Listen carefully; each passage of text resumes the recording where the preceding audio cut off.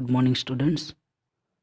आज हम class 10th में लेसन नंबर 22 भीतरी समृद्धि के बारे में समझेंगे। इस लेसन में हम पेज नंबर 58 समझ गए। आज हम समझेंगे पेज नंबर 59। तो 59 में लिखा है कि उन सब को अपने साथ घर ले जाने की ज़रूरत नहीं है। उन सब को यानी कि यहाँ 58 में जो लास्ट सेंटेंस लिखा था कि मेरा मन हो तो ताजगी भरी सुंदर हरी घास, छोटे बड़े पौधे, मैदानों में लगे कीर्ति स्तंभ तथा सुंदर बारीक कारीगरी वाले शिल्प व सुंदर चित्रों का आनंद ले सकता हूँ। यहाँ लेखक ने ऐसा लिखा है। इन सभी कुदरती और दूसरी कई चीज़ें हैं पृथ्वी पर, भारत पर, जो सभी चीज़ों का मैं आनंद ले सकता हूँ। उन सब को अपने साथ, यहाँ 59 में लिखा है कि उन सभी चीज़ों को अपने साथ घर ले जाने की ज़रूरत नहीं है, क्योंकि जहाँ पर ये सब है वहाँ उनकी देखभाल व उनकी व्यवस्था जितनी अच्छी तरह से की गई है उससे आधी देखभाल भी मैं नहीं कर पाऊँगा। इसलिए जो चीज़ वहाँ जहाँ है वहाँ अच्छी है।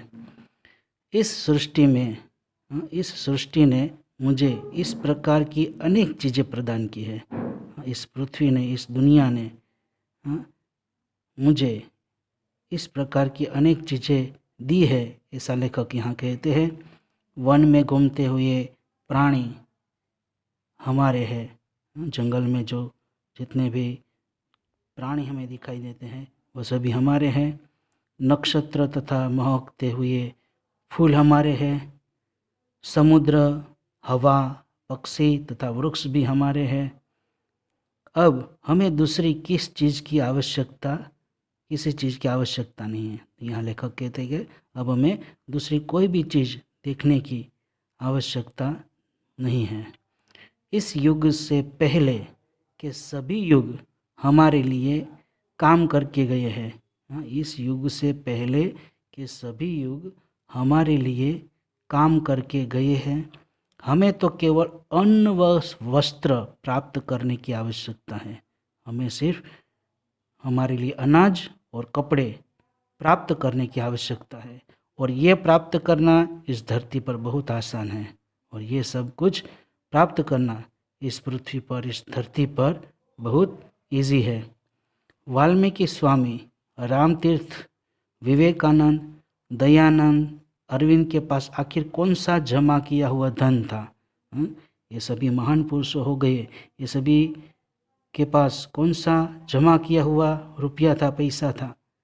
फिर भी क्या हम उन्हें गरीब कहने की हिम्मत कर सकते हैं? भाग्य के सृष्टाओं में जॉन डंकन नामक एक स्कॉटलैंड के निवासी बुनकन के गरीब पुत्र की अमीरी का एक प्रेरणादायक उदाहरण है। यहाँ लिखा है कि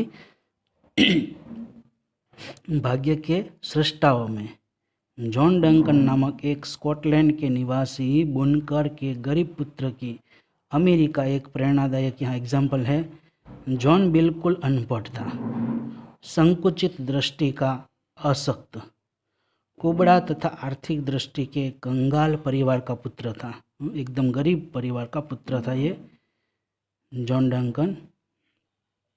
जब वह अपने मोहल्ले में गुजरता था तब बच्चे उसे चिढ़ाते थे। जब वह मोहल्ले से गुजरता था तब उसको छोटे छोटे बच्चे उसको चिढ़ाते थे। बहुत बार तो पत्थर भी मार दिया करते थे जॉन डंकन को। उसने ढोर चराने का काम शुरू किया था, पशु चराने का काम शुरू किया, तो उसके मालिक ने भी उसके साथ अत्याचार किया, जुल्म किया था उसके मालिक ने भी। कभी कभी जॉन कपड़ों को निचोड़ते निचोड़ते ठंड में कांपते कांपते पूरी रात गुजार देता था।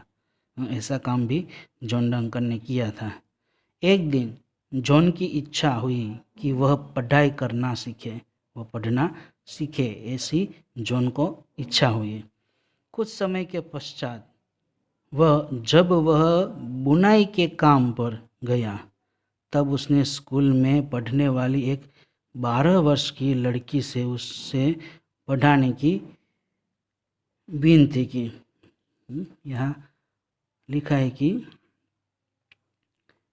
एक दिन जॉन की इच्छा हुई कि वह पढ़ाई करना सीखे। कुछ समय के पश्चात जब वह बुनाई के काम पर गया तब उसने स्कूल में पढ़ने वाली एक 12 वर्ष की लड़की से उसे पढ़ाने की विनती की। 16 वर्ष की उम्र में जॉन ने मूल अक्षर सीखने शुरू किए। 16 वर्ष की उम्र में जॉन ने मूल अक्षर जो अल्फ़ाबेट कहते हैं, क ख ग कहते हैं, वो सीखने शुरू किए। और इसके बाद तो वह खूब जल्दी से लिखना पढ़ना सीखता ही गया। पहले से जंगल में इधर उधर भटकने के कारण उसे वनस्पतियों की काफ़ी अच्छी जानकारी थी। पहले से वह जंगल में, वन में इधर उधर घूमता रहता था, भटकता रहता था। उसके कारण उसे वनस्पतियों की, पेड़ पौधों की बहुत सारी जानकारी थी। उसने वनस्पति शास्त्र का एक ग्रंथ खरीदने के लिए 5 शिलिंग जमा करने के लिए खूब जी तोड़ मेहनत से काम किया था। उसने वनस्पति शास्त्र का एक ग्रंथ, एक पुस्तक खरीदने के लिए 5 शिलिंग यानी 5 शिलिंग यानी पैसे होते हैं, वह जमा करने के लिए, जो पुस्तक खरीदने के लिए, वो जमा करने के लिए खूब जी तोड़ मेहनत की, बहुत हार्डवर्क किया तथा वनस्पति शास्त्र का गहरा अध्ययन करके, वनस्पति शास्त्र का बहुत डीप में पढ़ाई करके उस विषय का पंडित बन गया जॉन डंकन। अब उसे पढ़ाई में इतनी अधिक रुचि हो गई, इतना इंटरेस्ट हो गया कि 80 वर्ष की वृद्धावस्था में भी एक पौधे को प्राप्त करने के लिए उसने 12 मील की पैदल यात्रा की थी। उसे पढ़ाई में इतना ही अधिक रुचि हो गई थी कि 80 वर्ष की वृद्धावस्था में भी एक पौधे को प्राप्त करने के लिए उसने 12 मील की पैदल यात्रा की थी, यानी कि पैदल चला था। उसका शरीर दुर्बल था, जॉन का शरीर दुर्बल था और जीर्ण शीर्ण पहनावा पर उसके दिमाग की करामात अद्भुत थी। एक बार उसे एक अमीर आदमी मिला।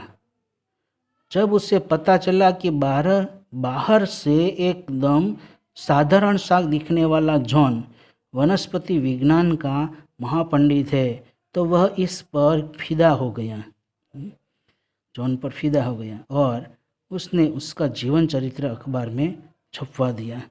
उसके बारे में पढ़कर बहुत से लोगों ने जॉन के पास काफ़ी बड़ी बड़ी रकम के चेक भेजे, परंतु उसने इस धन को अपने लिए प्रयुक्त नहीं किया, अपने लिए नहीं बचाया और अपने वसीयतनामे में नहीं लिखा। मुझे प्राप्त सारी धनराशि का उपयोग गरीब विद्यार्थियों के प्राकृतिक विज्ञान के अध्ययन के लिए किया जाए। जितने भी चेक आए थे पैसों के, वो सभी उसने अपने लिए नहीं बचाए। वो पैसा, वो धन, उसने वो पैसा गरीब विद्यार्थियों के प्राकृतिक विज्ञान के अध्ययन यानी कि गरीब विद्यार्थियों की पढ़ाई के लिए किया जाए, ऐसा उसने कहा। तथा उनको प्रोत्साहन देने के लिए स्कॉलरशिप तथा पारितोषिक भी दिया जाए, तथा उसको शिष्यवृत्ति गरीब विद्यार्थियों को और उसको प्राइज़ भी मिले, ऐसा किया जाए।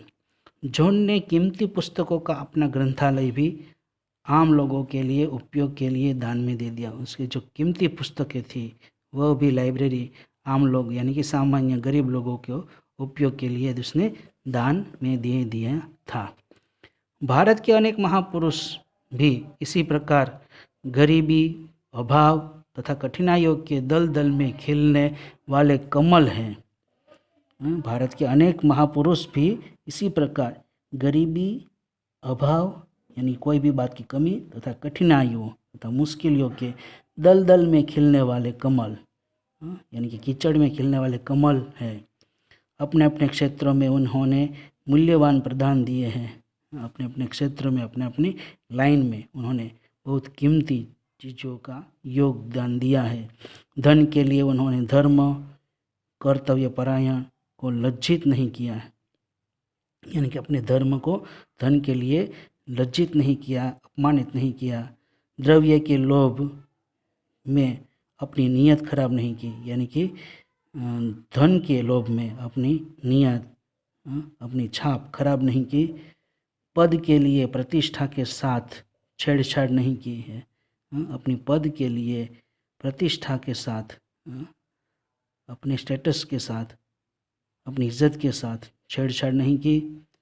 मनुष्यत्व अर्थात उदारता तथा उदात्तता के प्रयोग के लिए प्राप्त हुआ देवीय वरदान। मनुष्यत्व अर्थात उदारता तथा उदात्तता के प्रयोग के लिए प्राप्त हुआ देवीय वरदान, देवों का वरदान। इसीलिए मुंशी प्रेमचंद ने कहा था कि मनुष्य यदि उदार बनता है तो देवदूत, और यदि नीच बनता है तो शैतान। इसलिए मुंशी प्रेमचंद ने कहा था, वह लेखक ने, कि मनुष्य अगर उदार बनता है तो वह देवदूत यानी देवता है, और यदि नीच बनता है, अगर उसे किसी भी चीज़ का लोभ होता है, तो वह शैतान यानी कि राक्षस। सोक्रेटिस के मत अनुसार दुनिया में सम्मानपूर्वक जीने के लिए सबसे सरल और आवश्यक उपाय है कि आप अपने आप को जैसा बाहर से दिखाना चाहते हैं वैसा ही भीतर भी बने। सोक्रेटिस के मत अनुसार दुनिया में सम्मानपूर्वक अगर जीने के लिए सबसे सरल और आवश्यक उपाय है कि आप अपने आप को जैसा बाहर से दिखाना चाहते हैं वैसा अंदर भी ऐसा ही बने। वास्तव में मनुष्य स्वयं का ही विरोधी है। वास्तव में हकीकत में मनुष्य अपने आप खुद का ही विरोधी है। हम अपने सद्गुणों को स्वार्थ की बेआवाज बुल्लट से छलनी करते रहते हैं। हम अपने सद्गुणों को स्वार्थ की बेआवाज बुलेट से छलनी करते रहते हैं जीवन पर। बाहर ही नहीं, अंदर से श्रीमंत अथवा अमीर बनना ही पैसा बचाने की कला है। सिर्फ बाहर से ही श्रीमंत नहीं बनना है, धनवान नहीं बनना है, परंतु बाहर से भी बनना है और अंदर से भी हमें पैसे बचाने की कला करनी है, यानी कि अंदर से भी हमें उदार बनना है। ठीक है स्टूडेंट्स, तो यहाँ आपका ये भीतरी समृद्धि लेसन चैप्टर पूरा होता है।